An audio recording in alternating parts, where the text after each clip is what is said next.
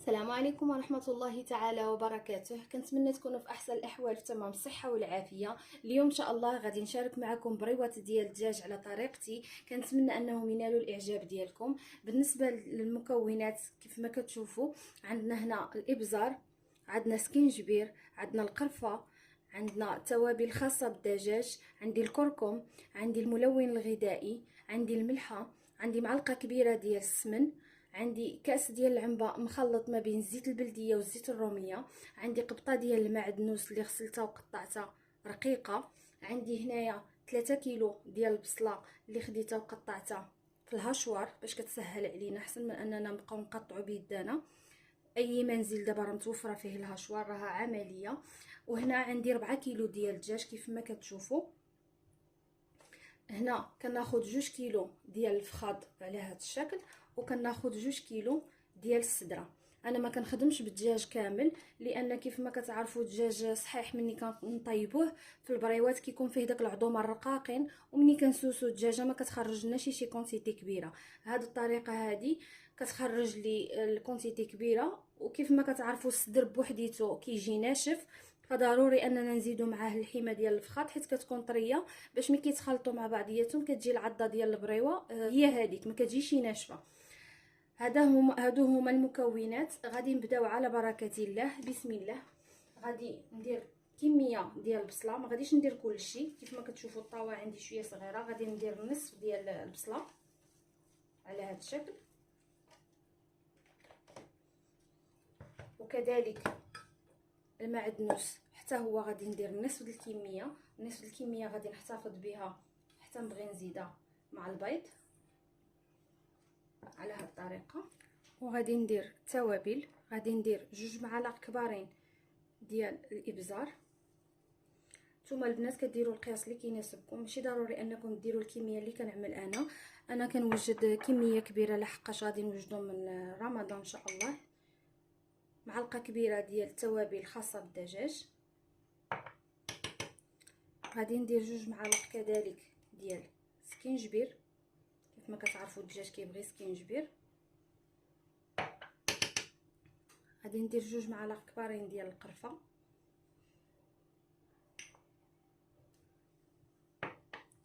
كذلك الكركم 2 معالق كبارين.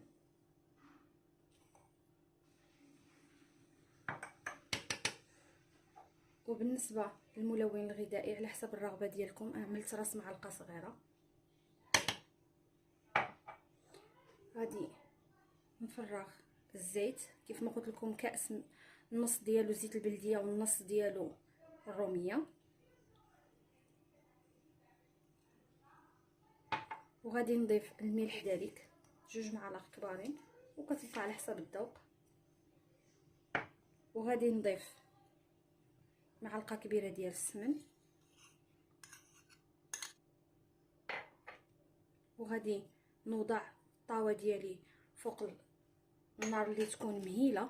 ما غاديش نضيفوا الماء، داك البصله غادي ترخي الماء ديالها، هذاك هو الماء اللي غادي يطيب فيه الدجاج كيف ما غادي تشوفوا معايا. باش البنات انا وضعت دابا الطاوه ديالي فوق النار كيف ما قلت لكم، نار مهيله باش داك البصله كترخى وكترخي لنا الماء، حيت ما غاديش نضيفوا الماء نهائيا. غادي يطيب لينا هذا الدجاج غير في هذا الماء ديال البصله. وغادي نبقى نحرك ونشحر في هذا الدجاج مزيان حتى تنزل هذه الكميه ديال البصله. عاد نضيف الكميه اللي باقا لي. كيف ما كتشوفوا معايا البنات، من بعد ما شحرنا الدجاج كيف ما كتشوفوا داك البصله رخات الماء، غير تبقى مهيله باش ما تحرقش معنا الطاوه من التحت. دابا غادي نضيف الكميه ديال البصل اللي كنت خليت.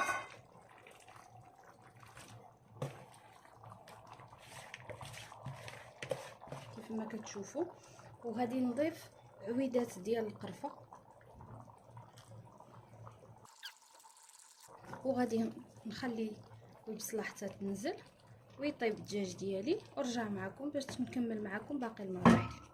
كيف ما كتشوفوا معايا البنات البصله ديالنا رخات الماء، وهذاك الماء كيف ما قلت لكم هو اللي طاب فيه الدجاج، يعني انا راه ما زدتش الماء. كنأكد عليكم على هذه النقطه.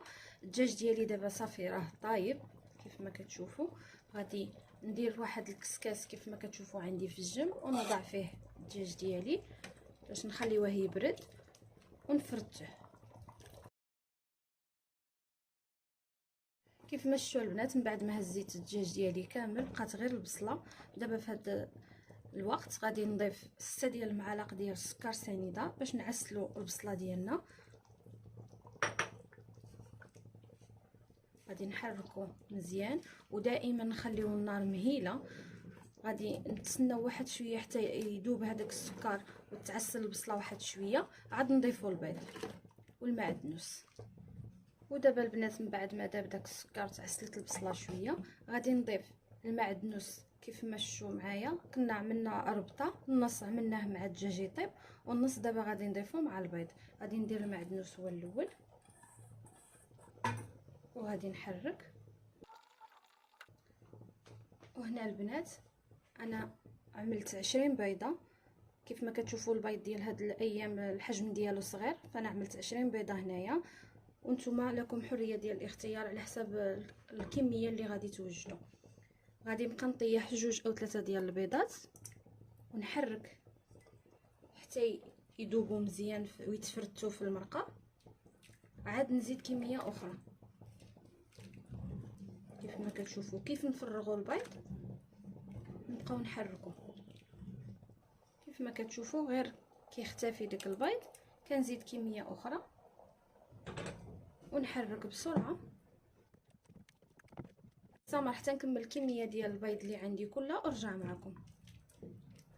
ومن بعد ما كبيت البنات الكميه ديال البيض اللي كانت عندي كلها، كيف ما كتشوفوا البيض والبصله بداو كيتشربوا داك المرقه.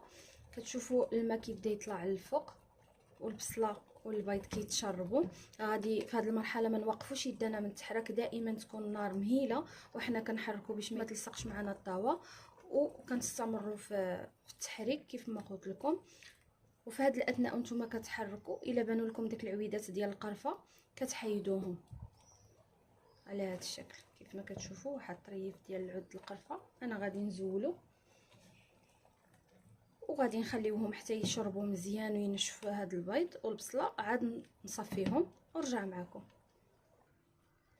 وهنا البنات في هذه المرحله صافي البيض ديالنا طاب ونشف تشرب داك المريقه مزيان. دابا هذا المرقه اللي باقا هنا غادي نقلب هذا الشيء هذا في واحد الكسكاس ونخليه يتسقطر مزيان وندوزو باش نكملوا باقي المراحل.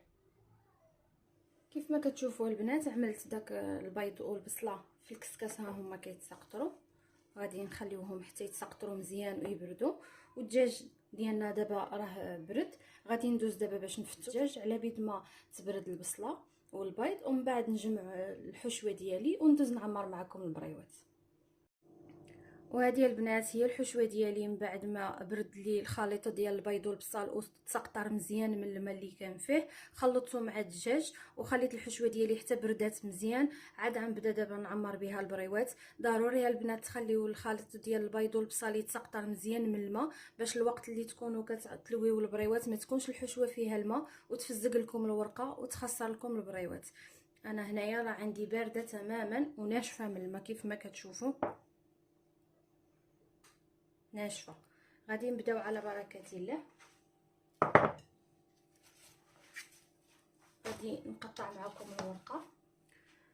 هذه البنات هي الورقه ديالي. انا من بعد ما ساليت الحشوه ديالي وخليتها كتبرد عاد مشيت جبت الورقه. هذه الورقه ديال البخار باش نخدم بها طريه وما تعذبنيش. ما تجيبوش الورقه وتخليوها تنشف، غادي تجيكم صعيبه في الخدمه ديالها. كناخذ الورقه ديالي وكنطويها على النصف كيف ما كتشوفوا، وكنحيد هاد الجوانب كيكونوا شويه ناشفين كيف ما كتشوفوا.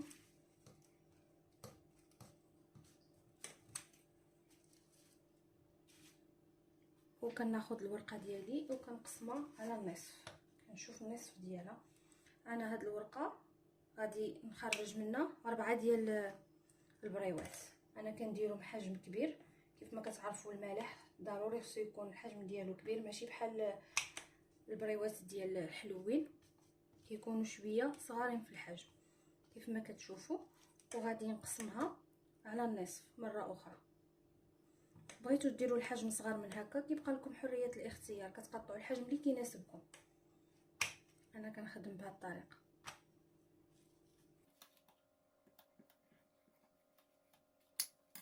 وكناخذ واحد الكلاسيكه وكنوضع فيها الورقه ديالي باش ما كتنشفش، كتبقى دائما طريه على هذا الشكل. وغادي ندوز باش نبدا معكم البريوات على بركه الله. بسم الله. كيف ما كتعرفوا البنات، دائما الجهه الملسه او الرطبه هي اللي كتكون في الاسفل، والجهه الحرشه هي اللي كتكون كنشوفوا فيها مباشره. هذه الجهه الحرشه.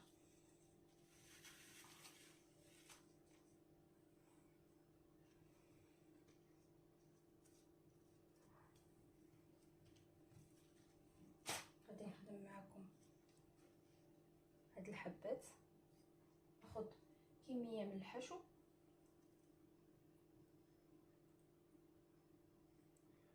وكنوضعو في الطرف ديال الورقه، وكنجمع البريوه ديالي. وإلا بانوا لي الجوانب ديال البريوه باقا خاويه كنزيد فيها الحشوه، وكتمشي بهذه الطريقه.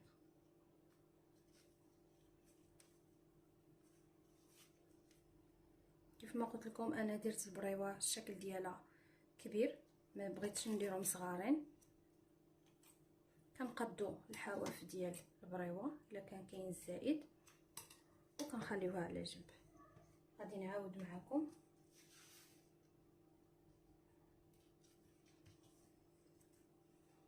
ناخذ الحشوه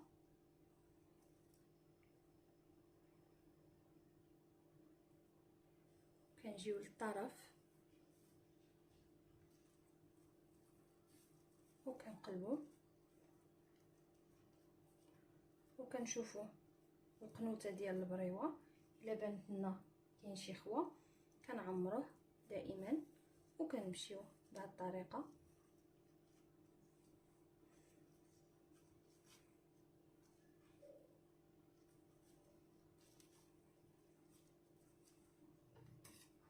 وكنقطعوا هذا الزائد باش كتبقى البريوه متناسقه في الشكل ديالها.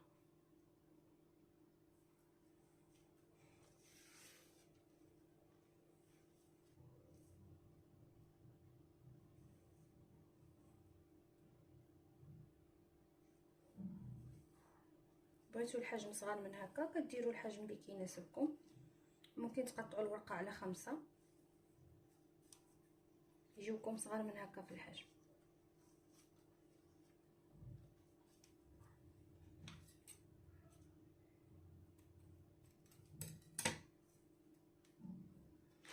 وهنا البنات الخليط ديال الماء والدقيق كنقفلوا به البريوه كيف ما كتعرفوا بهذا الشكل. طريقه راه كلشي كيعرفها. كنسدوا البريوه ديالنا مزيان وكيكون هذا هو الشكل ديالها. غادي نسد الحبات الاخرين.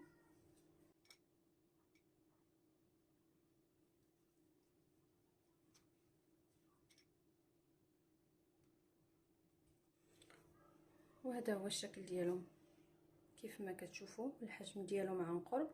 كنوضعوهم في واحد البلاطو وغادي نستمر حتى نكمل الكميه اللي عندي كلها بهذه الطريقه ونرجع معكم. وهذا البنات هو الشكل النهائي ديال البريوات اللي وجدت معكم اليوم. كيف ما كتشوفوا الحبات كيجيو هما هادوك في الحجم. نحط لكم في الكف ديال يدي باش تعرفوا الحجم ديالها كيف كيجي. يعني قسمت الورقه على 4 ديال الاجزاء كيف ما شفتوا معايا في الفيديو. والا بغيتوا الحجم يكون صغار من هكا كتقسموا الورقه على 5 د الاشرطه وكيعطيوكم حبات متوسطه في الحجم كيف ما شفتوا معايا. بالنسبه للبنات لطريقه الاحتفاظ بهاد البريوات كاينين جوج ديال الطرق. اما كتاخذوا بلاطو وكتستفوا فيه الحبات ديال البريوات متباعدين شويه وكتغطيوه بالسلوفان وكتكملوا طبقه فوق طبقه وكتدخلوا داك البلاطو كله للمجمد حتى كيجمدوا مزيان. ومن بعد اما كتقسموا الحبات في البلاستيك الغذائي على حساب العدد اللي بغيتو، او كتجمعوا الكميه كلها في واحد العلبه خاصه بالمجمد. وكذلك الوقت اللي كتبغيو كتجبدوا الحبات اللي كيناسبكم. الطريقه الثانيه ديال الاحتفاظ انكم كتاخذوا العلبه ديال المجمد من الاول وكيف كتلويوهم على هذا الشكل بلا ما كتجمدوهم. كتاخذوا العلبه كتحطوا طبقه ديال البريوات وكتغطيو بالسلوفان وطبقه اخرى د البريوات وتغطيوه بالسلوفان، وهكذا حتى كتكملوا الكميه اللي عندكم. وكتشبروا العلبه ديالكم كتدخلوها الكونجيلاتور، والوقت اللي كتحتاجوا كذلك كتجبدوا الحبات اللي كيناسبوكم. كنتمنى الاقتراح ديال اليوم ينال الاعجاب ديالكم. ما تنساونيش من لايك ومن البارطاج مع الاهل والاصدقاء. وإلا كنتوا اول مره كتزوروا القناه ما تنسوش تفعلوا الجرس باش يوصلكم كل جديد. والى اللقاء في فيديو قادم ان شاء الله. مع السلامه.